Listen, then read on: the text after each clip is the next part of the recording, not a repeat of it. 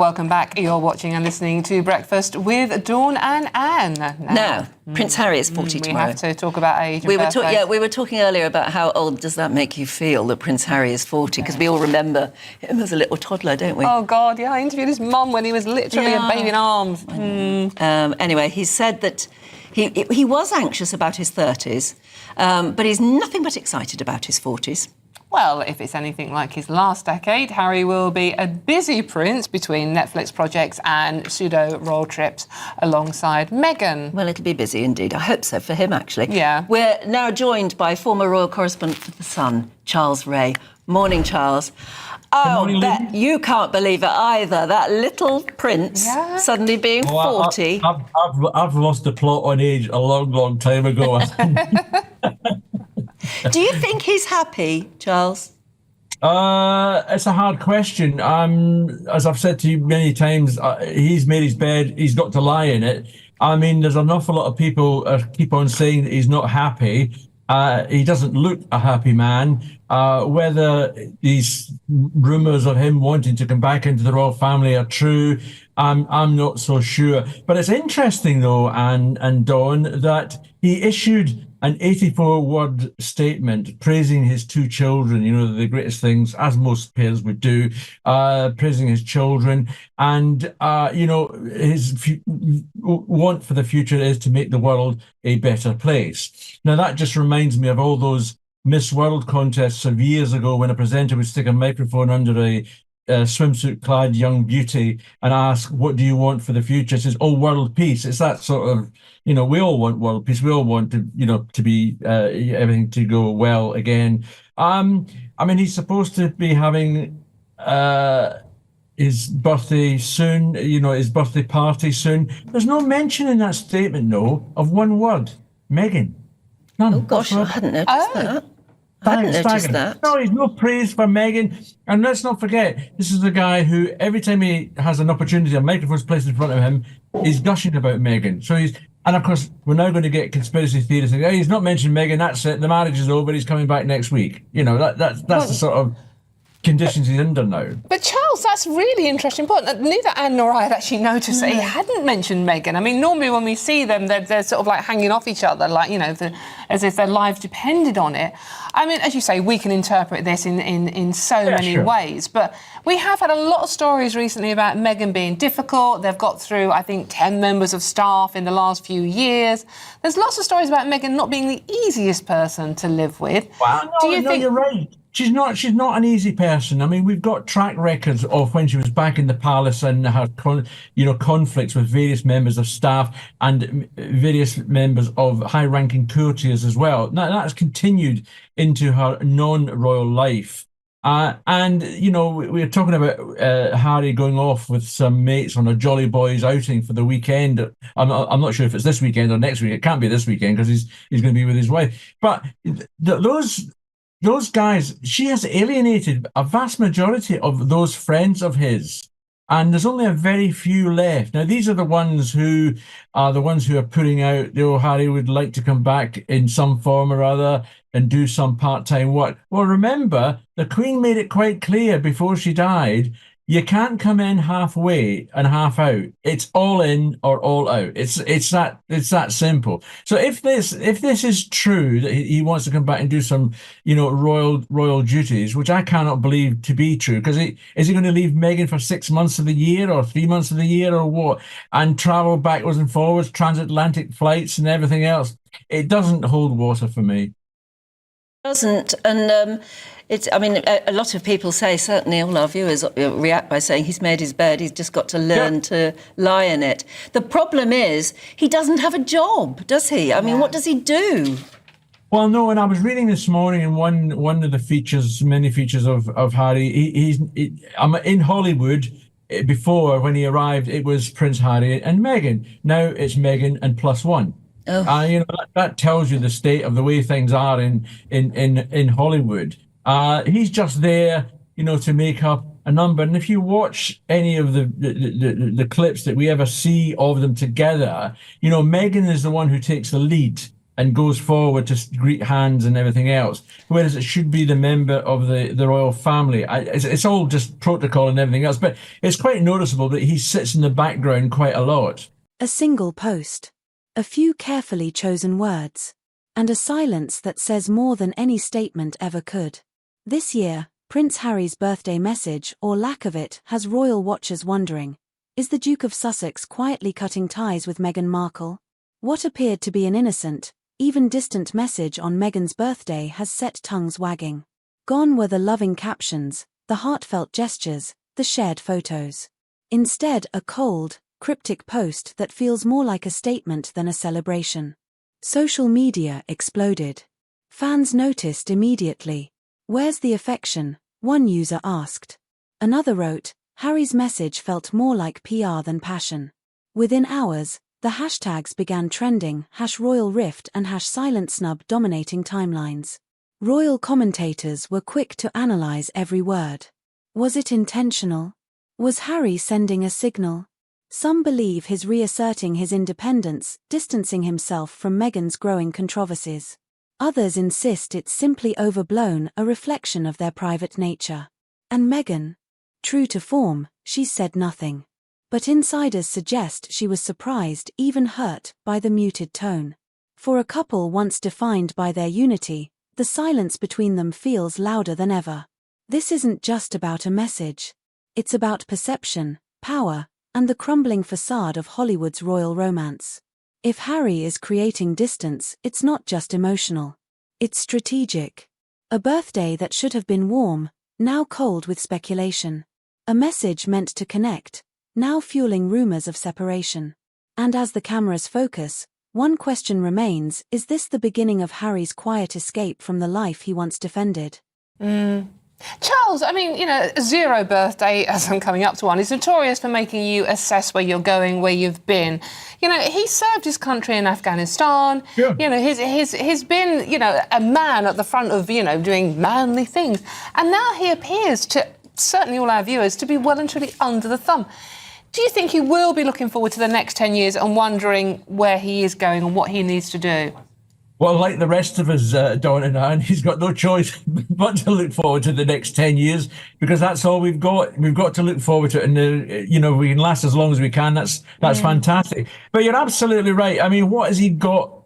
In his 30s, you're right. I've always praised him for his service to this country. You can't fault him on that. You can't fault him for the Invictus Games. He's done some great work. He's also done some great work with charities and everything, as the royals do.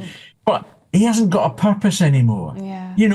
There's only so much time you could sit on a sofa and try and devise a new Netflix program or Spotify something or other. That's not a job. He needs to get out and he needs to do something. Even if it's just some sort of charity stuff, he needs to be involved in something or other than just being at home, with Meghan and looking after the kids. He needs a purpose in life. And unfortunately, given what has happened with his own family, that purpose seems to have disappeared quite a bit.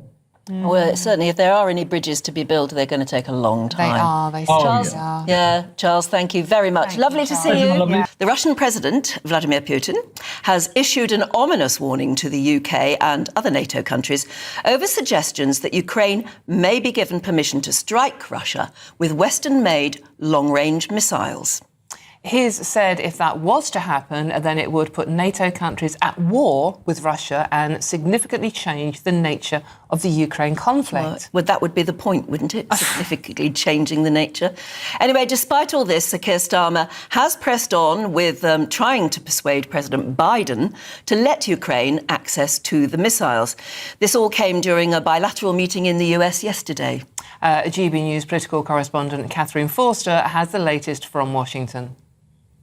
I don't think much about Putin. Those were the words of the outgoing US President Joe Biden as the press were briefly let into the Blue Room in the White House, where Sir Keir Starmer, the new Prime Minister, and President Biden were meeting to discuss all of these very pressing global challenges. Ukraine, of course, top of the list. That comment in response to the very clear threat that the Russian president has made to the West if they allow Storm Shadow missiles to be fired into Russia. We haven't had an announcement on that. We weren't expecting it. It's quite possible that if it happens, we won't know about it until the weapons actually drop into Russia. Whether that will happen or not is still not clear. America has been very loath to agree this for fears of what escalation could do. But of course, last week we had the news that Iran is supplying ballistic missiles to Russia, and also we had that joint trip when the British Foreign Secretary David Lammy and the US Secretary of State Antony Blinken both going to Kyiv, and Volodymyr Zelensky saying again that he needs those weapons and he needs them now. A very delicate situation, and of course we don't know what's going to happen here come November, because we might have the return of Donald Trump or Kamala Harris, and then going forward the situation could change again. But Sir Keir Starmer has said it's down to Putin to end the war in Ukraine. Here's what he had to say after yesterday's meeting. Only one reason we're having these discussions, and that is because Putin has illegally invaded Ukraine. And the quickest way to resolve this, obviously, lies through what Putin actually does, because it's for him to end this. But we are having the discussion. We've stood with Ukraine. Ukraine has a right to self-defence. And we've stood united, not just with our allies here in the US, but across with our NATO allies. That's very, very important to us. But today was about having the chance to talk not just about a particular step or tactic, but the strategy in relation to Ukraine. But also we cover the Middle East in some extensive detail, and other areas across the world. So it was a really important occasion for us to have this chance to discuss with our allies. We've got another chance week after next in Unger, and we'll take that as well. Lots of words there. To explain them, thankfully, is former British Army spokesperson Major Mike Shearer. Mike, thank you very much for joining us this morning. Good morning to you, very early. Mike, have we achieved anything by going out there and having these meetings? Well, I think it's the natural rhythm of politics that has to happen. But delaying in any way in holding back our Ukrainian neighbours is simply wrong. They are fighting a war for their sovereignty, for their freedom, and actually not just for themselves, but really for the rest of Western Europe. I was going to point out that the Times front page there, the lead, is Zelensky, Putin burns our cities as the West delays. He's beginning to lose patience with us, but can't afford to, I suppose. Yeah, I mean, the President Zelensky, I feel his frustration, and he is right. I mean, these red lines that we're all so excited about, let's not forget that we've already given them fast jets, F-16s, main battle tanks, new anti-tank weapons. So that was a red line, which has not been acted upon by Putin. I don't want to tease Putin's will, but we must help the people in the right here, and that is Ukraine with their freedoms and their sovereignty. Mike, I'm very confused. Are the UK and the USA actually singing from the same hymn sheet on this? Because from what I could work out, Joe Biden is resisting pressure to allow American long-range missiles to be used inside Russian territory. But it's OK for Britain to use the Storm Shadow's long-range missiles. I think my reading of it at the moment is that we're all left in the dark. We really don't know, for operational security reasons, what that decision is. I just hope it's on the right side. And I don't want to use the word hawkish, but you will get what I mean. We need to be a little bit more robust with what's going on in the Ukraine. Vladimir Putin sort of threatening World War III. He's done it several times since the Ukraine problem started. How seriously should we take that threat? I mean, should we be scared? Or is this all bluster? Look, when someone is threatening world war as a major power, we should take notice of it. But it's not going to go from zero to hero with a world war overnight just because there are incursions into Russia. I mean, let's think about what the aim is here for the Ukraine. They want to target command posts and they want to target munition dumps. That is a very legitimate, within customary law, international law, that is a legitimate target. So I cannot see Putin striking up a world war on the basis of another nation trying to defend itself. And these weapons that we're talking about, how accurate can they be? I mean, if Zelensky wants to do that, he wants to specifically target, obviously not civilians, specifically target the sort of places you're talking about. How good are these weapons and how safe would that assumption be? They're very good. I mean, they have a range of 250 kilometers, about 155 miles. And their accuracy is pinpoint. They're very good. They've got a payload of 450 kilograms. That's going to give you a headache. So I would encourage the stance that our Prime Minister is taking. Very rare that I will ever agree with him on anything, but he is right that we should be pressing to give the Ukrainians whatever they need. Mike, just one very quick question. We're running out of time, unfortunately. Many viewers are getting in touch saying, we are suffering so much in this country, pensioners, as we already discussed with the winter fuel allowance, etc., etc. We are spending billions on the Ukraine. Is it time to put a stop to it? What would you say to them? I would like to waken them up. Look, the NHS, schooling, everything else that's competing for budget won't matter in the fullness of time if we're all speaking Russian. If you want peace, you need to prepare for war. I mean, the sad reality is it is expensive. It's an expensive business, but it's worth paying for if you value your freedoms. OK, we'll leave it there for the moment. Yeah, thanks. Thank you very much. Thank you. Major Mike Shearer. Yeah.